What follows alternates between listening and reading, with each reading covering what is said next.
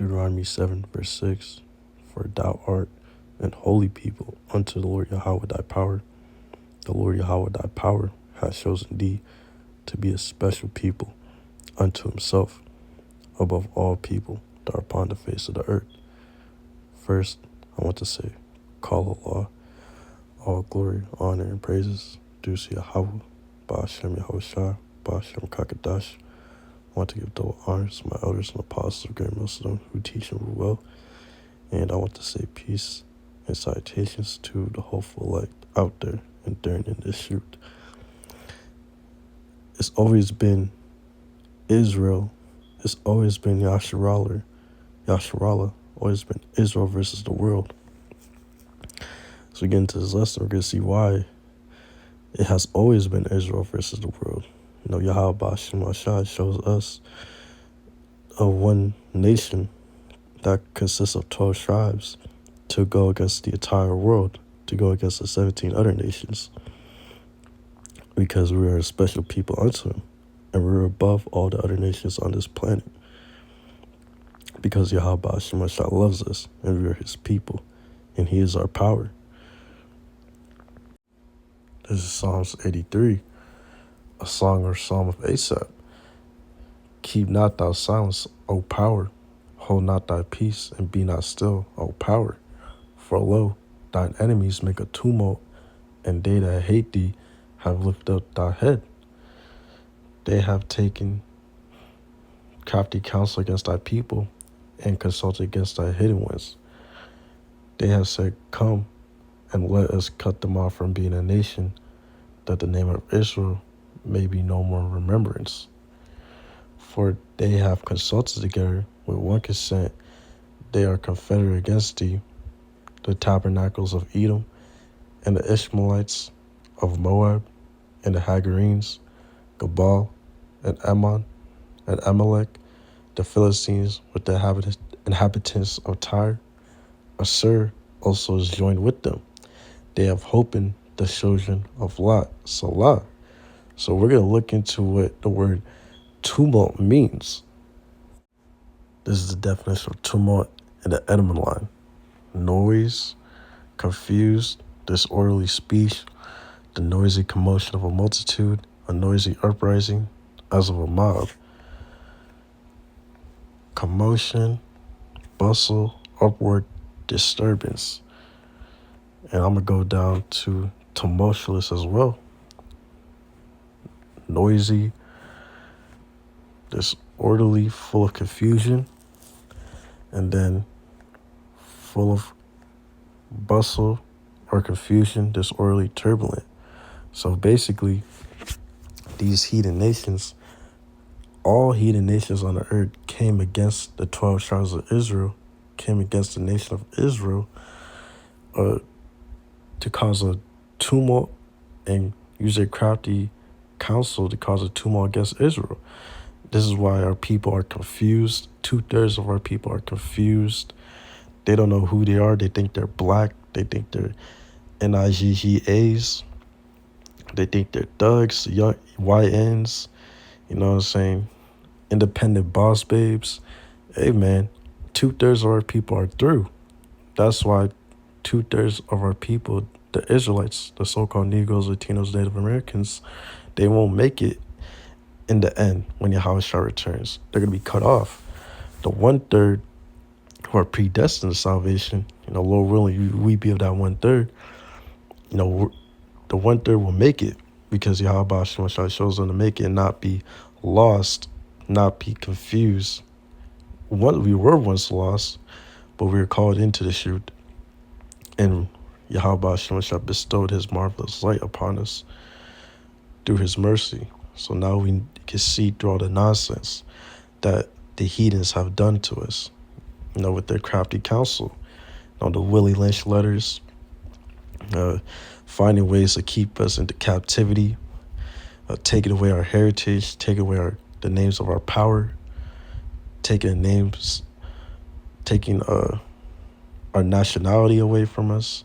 So we didn't know who we are. We thought we were just black or Native American,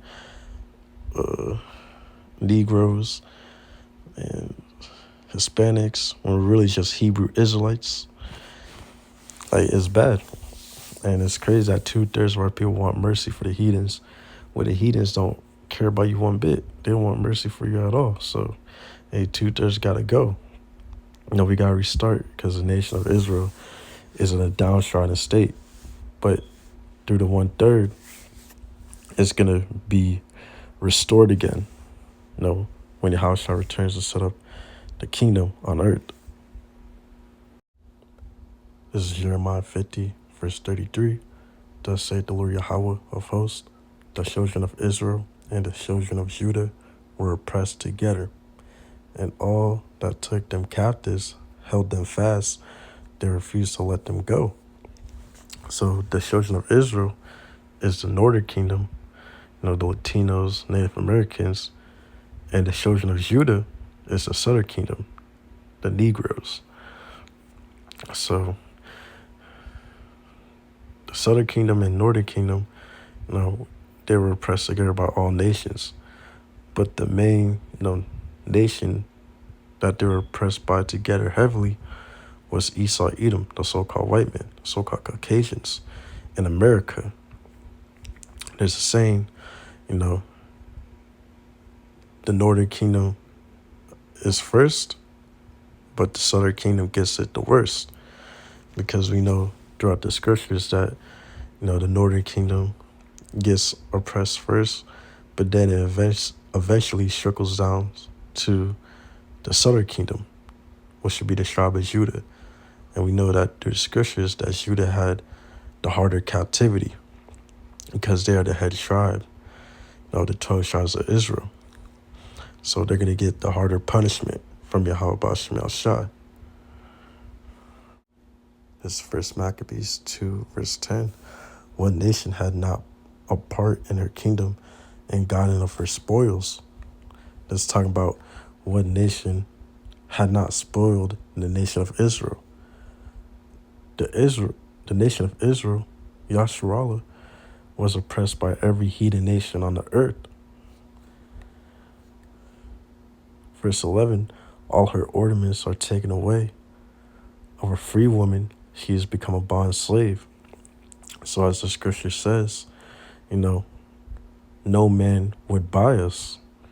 Like, no one would redeem us besides Yahushua Mashiach. So we're going to be a bond slave unto these heathen nations until Yahushua returns and free us himself. Verse 12, and behold, our sanctuary, even our beauty and our glory, is laid waste, and the Gentiles have profaned it. And the Gentiles is talking about the heathens. The heathen nations have profaned it. The Amalekites over there in our land, right now, they profaned our temple. They profaned our land. And they divided our land as well. So when Yahushua returns, he's going to pay them back with destruction, with ICBM missiles to, restart and then, take the top wicked elites as slaves so they could rebuild our kingdom back in our land. This is 2nd Ezra, chapter 6, starting at verse 54. And after these, Adam also, whom thou madest Lord, and Lord in this case just means superior. So whom thou madest superior of all thy creatures, of him come we all, and the people whom thou hast chosen. And all this have I spoken before thee, O Lord, because thou madest the world for our sakes. As for the other people, which also come of Adam, thou hast said that they are nothing, but be like unto spittle, and hast likened the abundance of them unto a drop that falleth from a vessel. So Yahweh Ba'ashem Shai is telling us here that the heathen nations are like nothing. It's like you carrying a bucket of water, and when a little droplet drops, you're not worried about it because it's not valuable. It's just a tiny little droplet. That's not going to hurt you. That's how Yahweh Ba'ashem Shai views these heathens. And it says in Isaiah that Yahweh Shemashai says the heathens are less than nothing to him. They're just vanity. They're basically NPCs to Yahweh Shemashai. Yahweh Shemashai only cares about his one nation, and those are the Israelites, the nation of Israel. Verse 57. And now, O Lord, behold, these heathen, which have ever been repeated as nothing, have begun to be lords over us, have begun to be superiors over us, and to devour us. But we, thy people, whom thou hast called thy firstborn, thy only begotten, and thy fervent lover, are given into their hands. If the world now be made for our sakes, why do we not possess an inheritance with the world? How long shall this endure? So, this is what, the hopeful elect is asking, how long we got to endure this? How long do we have to, watch the heathen rule over us and not, have our inheritance to where we rule over the heathen? Because our inheritance as Israelites is immortality and rulership over all the heathen nations. So we're asking Yahweh Shemashai, how much longer Yahweh Shemashai we have to endure? And we know, as a hopeful elect, we know that it's not very long because of prophecy being fulfilled right now. Prophecy flying off the pages right now. So we know that we are very close to our inheritance and receiving our inheritance, and that we're close to Yahushua returning to redeem us as a nation, starting with the hopeful elect. This is Baruch 2, starting at verse 28. As thou spakest by the servant Moses in the day when thou didst command him to write the law before the children of Israel, saying, if you will not hear my voice, surely this very great multitude shall be turned into a small number among the nations, where I will scatter them. For I knew they would not hear me, because it is a stiff-necked people. But in the land of their captivities they shall remember themselves, and shall know that I am the Lord their power. For I will give them an heart and an ears to hear, and they shall praise me in the land of their captivity and think upon my name. So in the beginning we went as a nation, in the beginning we went off and disobeyed Yahweh Shemashai and didn't hearken unto their voice. And that's why we're in this downtrodden state, because we thought the heathen would, give us a better, life, would treat us better. But man, we were wrong. Yahweh Shemashai, gave us hell for that. Because as a nation of Israel, we played the harlot. The scripture says that the nation of Israel is likened unto a woman to Yahweh Shemashai. So, we played the harlot and, followed other false idols and followed the ways of the heathen. And Yahweh Shemashai was not pleased with that. So he put hell on us. And, he put righteous hell on us, and we deserved it as a nation. So that's why we're in this downtrodden state. But now, since our punishment is about to be over, Yahweh Shemashai is showing us favor once again, by giving us, the names, by giving us the Rakakadash, by allowing Yahushai to open our minds, sending down the Rakakadash, and, having the men preach the truth of Yahweh Shemashai, so it can be taught the scriptures and understand what's going on. So, Yahweh Shemashai is showing favor to, once again, Israel, the nation of Israel, the so-called Negroes, Latinos, Native Americans, and the Israelites that are scattered abroad that may look like the heathen nations outside, but their bloodline goes back to the seed of Abraham, Isaac, and Jacob. So continuing, verse 33, and return from their stiff neck and from their wicked deeds, for they shall remember the way of their fathers, which sinned before the Lord. So right now, the hopeful elect, the 1/3, they're remembering the ways of old. We're trying to keep the commandments, law, statutes, commandments to the best of our abilities.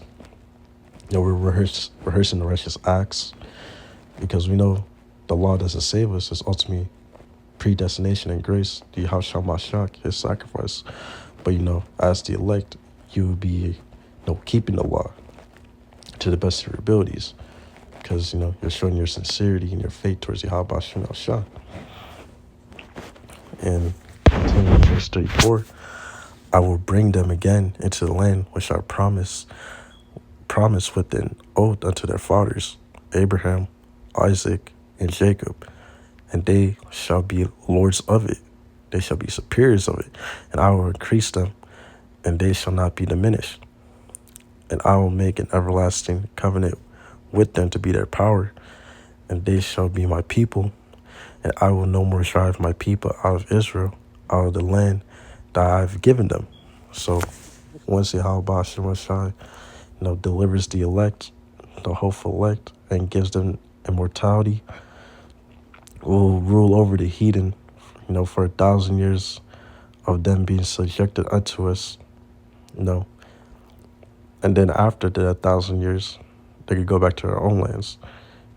Besides Esau, Edom will be completely eradicated, completely destroyed, because the wicked is no longer needed, because it's going to be pure righteousness for eternity. The kingdom will be pure righteousness for eternity, and no one will take us out of power anymore. The Israelites will reign on top for forever. We'll have the last laugh with the Yahshua Mashiach, with Yahweh Shem Shah. This is Jeremiah 30, verse 16. Therefore, all they that devour thee shall be devoured, and all thy adversaries, every one of them, shall go into captivity, and they that spoil thee shall be a spoil, and all that prey upon thee will I give for a prey. So all the heathen nations, in the world had us as captives, had us as slaves. So when we rule, when Yahweh returns with the 144,000, and the Israelites rule, we're going to have slaves for 1,000 years, as it says in the scriptures. All the heathen nations will be our slaves, will be Israel's slaves for 1,000 years straight. And then after that, they'll go back to their land. Besides the nation of Esau Edom, the so-called white man, the Caucasians, will be completely eradicated from existence because they're the wicked seed. Going to verse 17, for I will restore health unto thee, and I will heal thee of thy wounds, saith the Lord Yahweh, because they called thee an outcast, saying, this is Zion, whom no man seeketh after. And that's what the heathen nations have done to us, to the nation of Israel. They outcasted us after, putting us through hell. They didn't help us. They didn't give us any reparations, they didn't give any of that. They left us to defend for ourselves, and we still made it happen because Yahweh Shem Shai was with the nation of Israel through all their struggles. Yahweh Shem Shai was the only one who cared for us in our downtrodden state. So for these people, for the people in our nation, the 2/3 that want to save the heathen, you're fools, man. And may Yahweh Shem Shai destroy you, because how can you want to save the heathen when they hate your guts? And how can you not want to serve Yahweh Shem Shai when Yahweh Shem Shai is the only one that truly cared for you? Hey, man, this just makes no sense to me. But, that's just how it is. That's the plot of the story that Yahweh Shem Shai, made it as. This is Micah 5, verse 15. And I will execute vengeance and anger and fury upon the heathen, such as they have not heard. This is Yahweh Shem Shai speaking, saying he will execute judgment upon the heathen, as such they have not heard. Amen. Call Allah Yahweh Shem Shai, but Sean Kakadash, I'm not a heathen, because I do not want to experience that. Hey, for real. The heathen have it coming for them, man. You heathen nations, you have it coming for you, man. Hey, man. Good luck with that. This is Isaiah 14, starting at verse 1. For the Lord Yahweh will have mercy on Jacob, and will yet choose Israel, and set them in their own land. And the strangers shall be joined with them, and they shall cleave to the house of Jacob. So when Yahweh Shemashah sets the nation of Israel back into their land, all you know, all the heathens will cleave unto us, because we're gonna have the most power on the earth. Really, you're gonna be gods. We're going to be gods walking among men. We are going to be gods walking among mere mortals on the earth. So naturally, people, all the other heathen nations will want to cleave unto the nation of Israel. Because of that alone, all the power we're going to have on walking on the earth when Yahushua rules. Verse 2, and the people shall take them and bring them to their place, and the house of Israel shall possess them in the land of the Lord Yahweh for servants and handmaids, and they shall take them captives, whose captives they were, and they shall rule over their oppressors. So our oppressors will be our slaves in the kingdom when Yahushua returns and rules. Verse 3, and it shall come to pass in the day that the Lord Yahweh shall give thee rest from thy sorrow, and from thy fear, and from the hard bondage wherein thou was made to serve, that thou shalt take up this proverb against the king of Babylon, and say, how hath the oppressor ceased, the golden city ceased? The Lord Yahweh hath broken the staff of the wicked, and the scepter of the rulers. He who smote the people in wrath with a continual stroke, he that ruled the nations in anger, is persecuted, and none hinder it. The whole earth is at rest, and is quiet. They break forth into singing.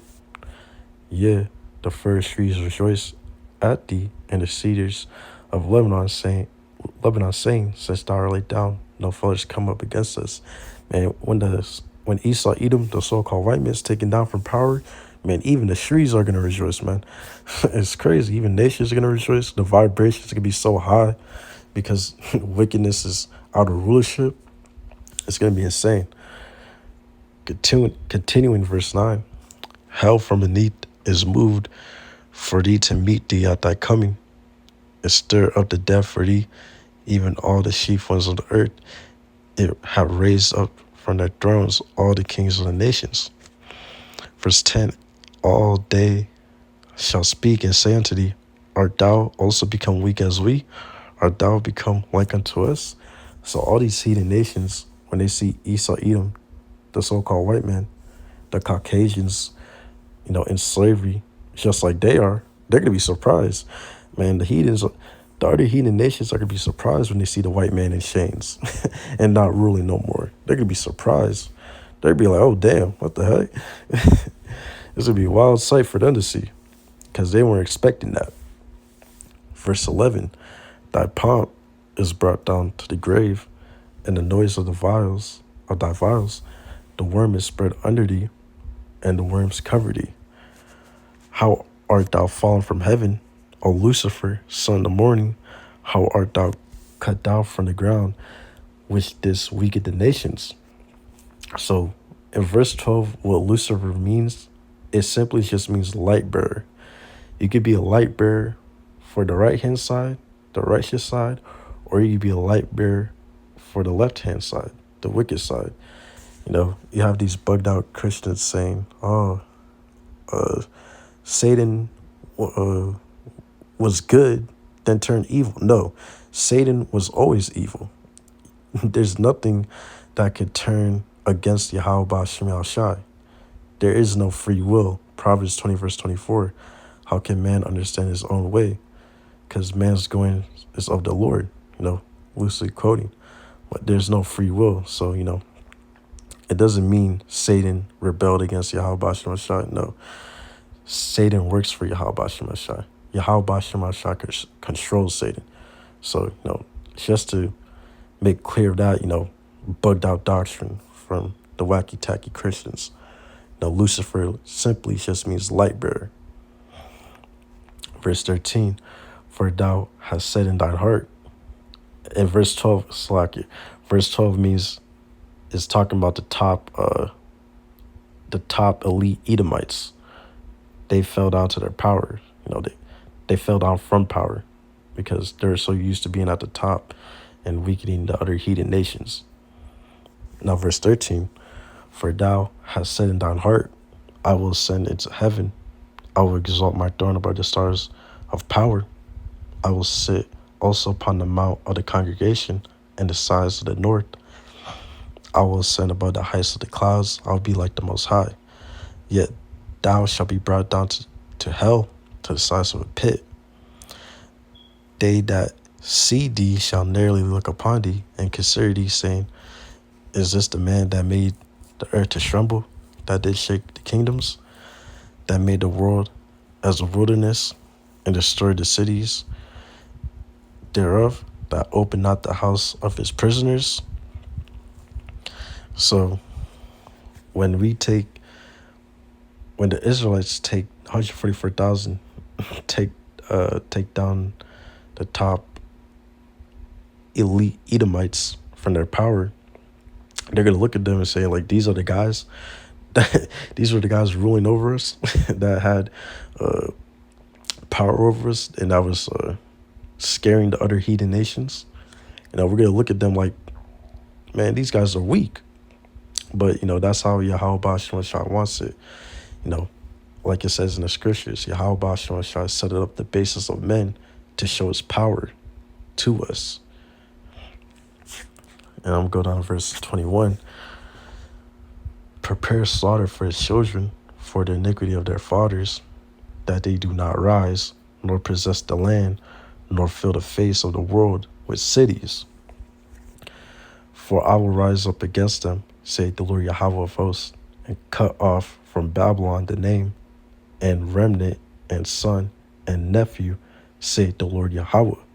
So Yahweh Shemashah is telling us here that the nation of Edom, the nation of Esau Edom, the so-called white man, the Caucasians, after the 1,000 years of slavery that they'll serve under us in our kingdom, when Yahushua returns, after their 1,000 years, they won't go back to the nation of Edom won't go back to their land.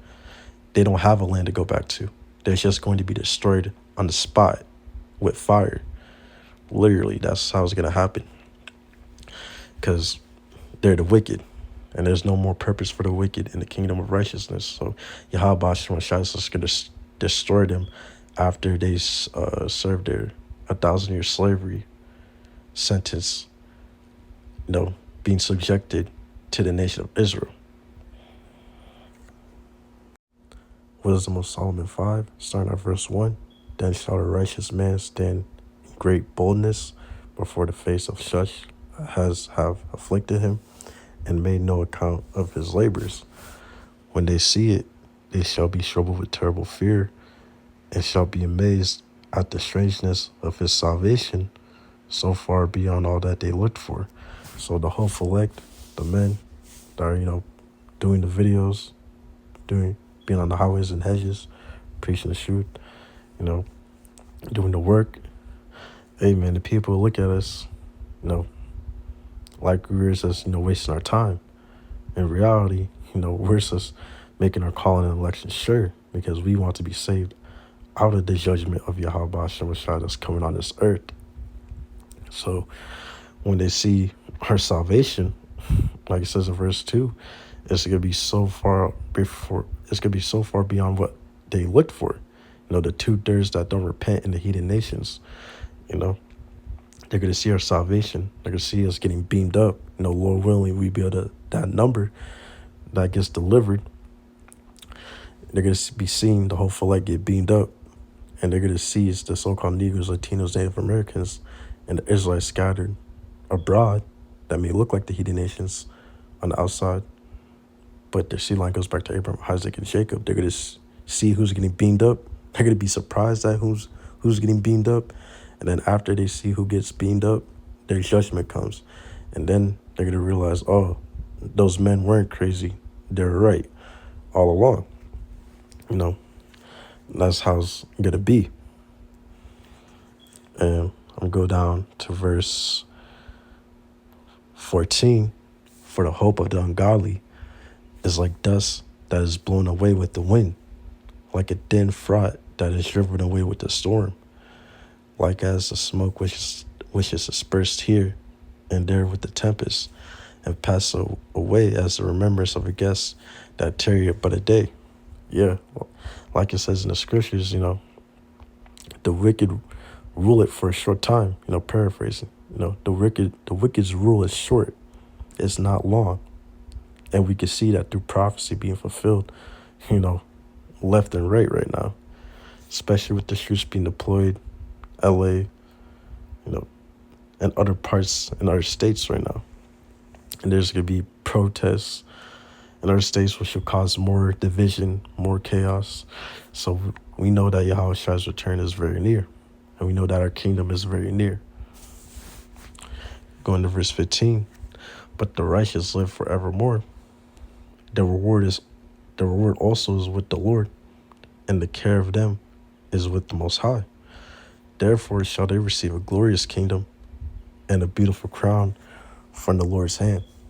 For with his right hand shall he cover them, and with his arm shall he protect them.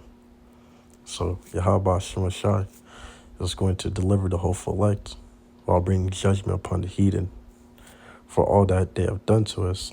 And then after that, we're going to have the heathens as slaves for 1,000 years. And then after that, they're going to go back to their own land. After the 1,000 years, the heathens are going to go back to their own land. Besides Esau, Edom, the nation of Esau, Edom will get destroyed. And then after that, Israel will still be ruling for eternity. So, hey, man, we have a lot, waiting for us. And, it's always been Jacob against the world. It's always been the Israelites against the world. So, and, it was always meant for us to win. It was always meant for us to rule the earth in righteousness with Yahweh, being at the forefront. So, yeah, with that, I want to say, call Allah, all glory, honor, and praises due to Yahweh, Ba'ashem Yahushua, Ba'ashem Kakadash. I want to give double honors to my elders and apostles of Great Millstone who teach and rule well.